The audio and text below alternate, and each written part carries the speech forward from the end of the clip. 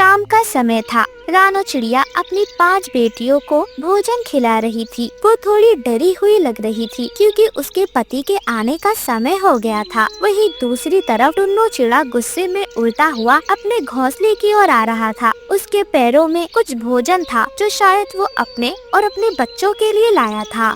बस अब बहुत हो गया। 5 लड़कियाँ, कोई भी बेटा नहीं। मैं कैसे चलाऊंगा इतना बड़ा घर। टुन्नू जी, लेकिन इसमें इस बच्चियों का क्या कसूर है? अरे कसूर वसूर नहीं पता मुझे। निकलो, अभी के अभी निकलो मेरे घर से। मैं अब और नहीं झेल सकता ये चहचहाती हुई भीड़। नहीं टुन्नू जी, देखिए जरा बच्चियाँ कितनी छोटी है। मैं इन्हें लेकर ऐसी शाम में कहाँ जाऊँगी? कृपया ऐसा ना करें, ये भगवान की देन है टुन्नू जी। रानो, तुम निकलती हो या धक्के मार कर तुम्हें और तुम्हारी इन बेटियों को मैं फेंक दूं घोंसले से। टुन्नू जी, कृपया दया करें, मुझ पर ना सही इन मासूम बच्चियों पर। सिर्फ आज की रात गुजर जाने दें। मैं वादा करती हूँ सुबह होते ही चली जाऊंगी। मैं जा रहा हूँ उस घोंसले से बाहर।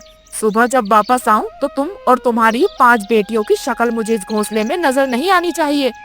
इतना कहकर टुन्नू चिड़ा घोंसले से गुस्से में बाहर चला जाता है। गुड़िया चिड़िया डर से कांप रही थी और रो रही थी। मम्मा हम कहाँ जाएंगे? मेरी बच्चियों, जहाँ ऊपर वाला चाहेगा हम वहीं जाएंगे। तुम चिंता मत करो। तुम्हारे पिता ने साथ छोड़ दिया तो क्या हुआ? रात हो गई है, तुम आराम से सो जाओ। सुबह टुन्नू जी के आने से पहले हम यहाँ से निकल जाएंगे। बहुत दूर चले जाएंगे मेरे बच्चों, बहुत दूर। रात गहरी हो गई थी। छोटी छोटी बच्चियां भोजन करके सो चुकी थी, लेकिन रानो चिड़िया फूट फूट कर रो रही थी। उसे टुन्नू का एक एक शब्द बार बार याद आ रहा था। वो मन ही मन में अपने आप को कोस रही थी। हे भगवान, ये किस गलती की सजा है? बेटियां तो फूल होती हैं और इनका पिता इन्हें कोई अभिशाप समझता है। कैसे समझाऊं? कहाँ जाऊं? क्या करूंगी भगवान जी? कृपया मेरी मदद करना।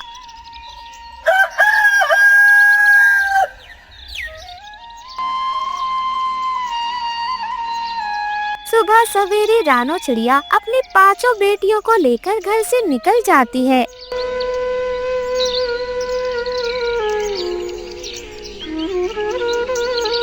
माँ, हम कहाँ जाएंगे? मैं थक गई हूँ। मम्मा, क्या हम कहीं किसी के घर नहीं ठहर सकते? गुड़िया बेटी, हमें कहीं न कहीं अपना घोंसला बनाना होगा। मैं देखती हूँ कहीं कोई सुरक्षित जगह। काफी ढूंढने के बाद रानो चिड़िया को कोई सुरक्षित जगह नहीं मिलती। वो उदास होकर बंटी कबूतर के घर की ओर आ जाती है।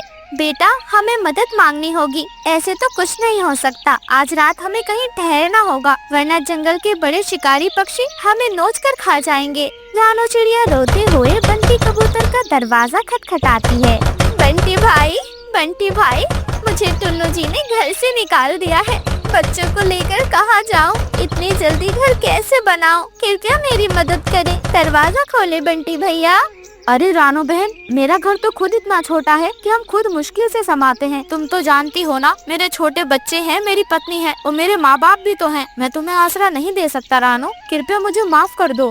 रानो चिड़िया निराश चुपचाप वहाँ से उड़ जाती है।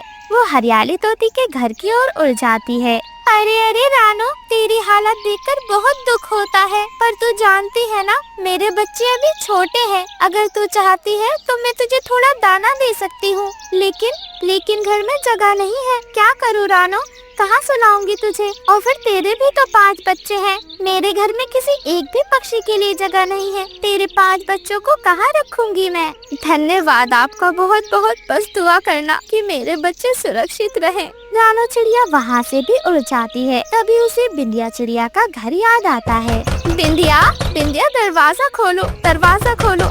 मेरे बच्चे अकेले हैं, मैं भटक रही हूँ, बहुत परेशान हूँ। एक रात आसरा दे दो बिंदिया बहन। अरे रानो, तू तो मेरी बचपन की सहेली है। काश मेरे घर में जगह होती। मैं तेरी बच्चियों को दुखी नहीं देखना चाहती, लेकिन तूफान आया और मेरा आधा घर पहले से टूटा हुआ है। अगर तू रही बहन तो तेरे बच्चों को खतरा है। घर का वजन बढ़ जाएगा और मेरे बच्चे सब खतरे में पड़ सकते हैं। बिंदिया, सबने आज साथ छोड़ दिया। तू कह दे बहन कि मैं अकेली नहीं हूँ। तू अकेली नहीं है, हम सब तेरे साथ हैं। बस तुझे घर नहीं दे पा रहे, लेकिन हमारी दुआएं तेरे साथ हैं बहन। तू परेशान मत हो। रानो चिड़िया भावुक होकर वहाँ से आगे बढ़ जाती है। तभी उसे एक बड़ा सा घोंसला नजर आता है। रानो चिड़िया सोचती है आज रात के लिए इतने बड़े घोंसले में एक छोटी सी जगह तो मिल ही जाएगी। रानो चिड़िया दरवाजा खटखटाती है। दरवाजा खुलता है। अंदर से गोरी कौवी और कालू कौवा निकलते हैं। अरे अरे देखो देखो कालू जी, कौन आया है? 5-5 पोटलियाँ लेकर घूमने वाली रानी रानो चिड़िया आई है। अरे क्यों बहन जी, क्या पति ने घर से बाहर निकाल दिया? लड़की की चाहत में लोग क्या क्या कर देते हैं। कालू भाई, गौरी बहन, आपका घर तो बहुत बड़ा है, बस थोड़ी सी जगह दे दीजिए एक रात के लिए, सर छुपाने की जगह। क्या छत बड़ी है? नहीं नहीं बहन, ये छत तो कालू की चोंच से भी छोटी है, किसी काम की नहीं। अरे सुन रानो, मोहल्ले में यही मत घूमती रहना। 5-5 लड़कियाँ, कहीं मेरे घोंसले में भी बदकिस्मती ना आ जाए। कालू कौवा और गौरी कौवी रानो चिड़िया के मुंह पर दरवाजा बंद कर देते हैं। ठीक है, चली जाऊंगी। जहाँ भगवान ने जैसी किस्मत लिखी होगी वो मिल जाएगा। अगर जिंदगी लिखी है तो कोई मार नहीं सकता, और अगर मौत लिखी है तो कैसे भी नहीं जी पाऊंगी। खुले आसमान के नीचे ही क्यों ना रहना पड़े। रानो चिड़िया एक बड़े पेड़ के नीचे बैठ जाती है। वो और उसकी बच्चियां ठंड से कांप रही थीं। तभी उसके पास एक सुंदर से रंग बिरंगी तितली आती है। अरे क्या हुआ रानो बहन, इतनी दुखी क्यों लग रही हो तुम? तितली बहन, मेरे पास घर नहीं है, बेटियां हैं और कोई आसरा नहीं। मेरे पति ने भी मेरा साथ छोड़ दिया है। चिड़िया बहन, मैं भी अकेली थी कभी। मेरा आज एक छोटा सा घर है फूलों की घाटी में। मैं रोज अपने बच्चों को जंगल के कायदे सिखाती हूँ। किसी फूल पर बैठना, किससे दया दिखाना है, और सबसे जरूरी, कभी अपनी पहचान पर शर्मिंदगी नहीं करनी है। तितली बहन, तुम्हारी बात तो सीधे दिल को छू गई है। तुम चिंता मत करो, मैं एक जादुई तितली हूँ। कई सालों पहले मुझे मेरी जादुई तितली वन से निकाल दिया गया था, इसलिए मैं यहाँ जमीन पर आ गई हूँ। लेकिन अब अपने बच्चों के साथ बहुत खुश हूँ और तुम जैसे पक्षियों की मदद भी करती हूँ। आज मैं तुम्हारी मदद जरूर करूँगी। और फिर तितली एक जादुई रोशनी प्रकट करती है। देखते ही देखते एक सुंदर सा घर बन जाता है, जो दिखने में बिल्कुल नींबू के घर जैसा था। रानो चिड़िया अपने बच्चों के साथ खुशी खुशी उस नींबू के घर में रहने लगी। जंगल में सुबह हो जाती है।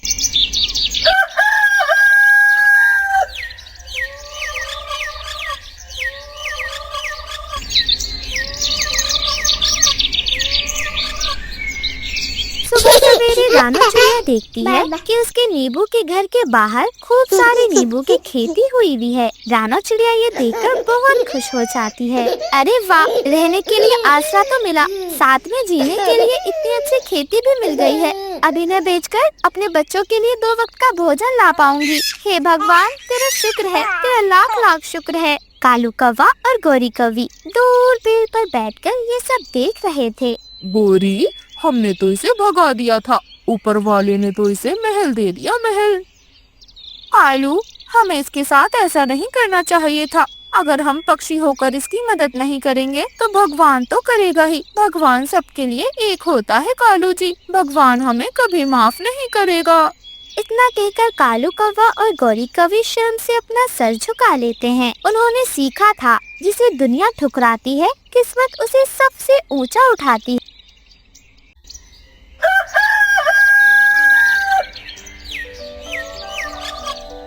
जंगल में सर्दियों की सुबह थी। ठंडी हवा पत्तों को हिला रही थी और पक्षियों के पंखों में झनझनाहट भर रही थी। पेड़ की एक ऊंची टहनी पर रानो चिड़िया और गौरी कौवी बैठे हुए थे। पहली धूप से वो अपने पंखों को गर्म कर रही थी। अरे गौरी बहन, इस सर्द हवा ने तो ऐसा हाल कर दिया है कि मेरे पंख भी कांप रहे हैं। लेकिन ना जाने क्यों आज हवा में एक अजीब सी मिठास है, जैसे कुछ नया होने वाला हो, कुछ ऐसा जो हमारे पंखों में अलग चमक ले आएगा। हाँ हाँ, तू बिल्कुल ठीक कह रही है रानो। ये मौसम चाहे कितना भी ठंडा क्यों ना हो, पर आज हवा में ना जाने क्यों एक अजीब सी शरारत घुल रही है। वैसे अगर शरारत की बात हो रही है तो मुझे शक है कि थोड़ी ही देर में हमारे जंगल का सबसे बड़ा कॉमेडी का बादशाह आने वाला है, यानी कि कालू कौवा अपनी स्टाइल से पूरे जंगल में उड़ता फिरता है। गौरी कौवी ऐसी बातें कर ही रही थी कि पीछे से कालू कौवा वहाँ आ जाता है। अरे रे रे, किसने मुझे याद किया? ये लो कालू हाजिर है। देखा गौरी, जंगल का हीरो, रोमांस का सुल्तान और चोंच का शेर कालू कौवा इस ठंडी हवा में गर्मजोशी से भरा हुआ पहुंच गया मैं तुम्हारे पास। रानो चिड़िया और गौरी कौवी दोनों एक दूसरे की ओर देखकर हंसने लग जाते हैं। वहीं दूसरी तरफ थोड़ी ही दूर पर नीम के एक बड़े पेड़ पर धूप में बिंदिया चिड़िया अपने पंख सेक रही थी। उसके पंख चमक रहे थे। उसी समय कालू कौवा फुर्र से उड़कर वहाँ पर आ पहुँचता है। अरे वाह बिंदिया, अगर इस सर्दी में भी किसी चीज की असली गर्मी है ना तो वो है तुम्हारी चोंच की चमक। सच कहूँ तो जब जब तुम्हें देखता हूँ ऐसा लगता है कि नीम का पेड़ भी जलन से अपने पत्ते ही गिरा देगा। कालू, तू हर दफा यही लाइन लेकर आता है, क्या तुझे नहीं पता? ये वही लाइन है जो तूने पिछले हफ्ते हरियाली तोती को सुनाई थी, और इससे पहले नदी किनारे चिड़िया को भी। दाल बदल गई, मौसम बदल गया, लेकिन तू वही का वही रहा। तू कभी नहीं बदलेगा कालू। बिंदिया, मैं मानता हूँ कि मेरे डायलॉग थोड़े घिसे पिटे हो सकते हैं, लेकिन मेरी नीयत बिल्कुल ताज़ा है, वैसे ही जैसे पहले थी। जो दिल से निकले वही असली शायरी होती है। दिल से नहीं कालू, ये तेरी चोंच से निकलता है, और तेरी चोंच का भरोसा जंगल में किसी को नहीं है। जरा किसी और पेड़ पर जाने की कोशिश कर, शायद वहाँ कोई फिसल जाए तेरी बातों से। और फिर बिंदिया चिड़िया इतना कहकर हंसते हुए वहाँ से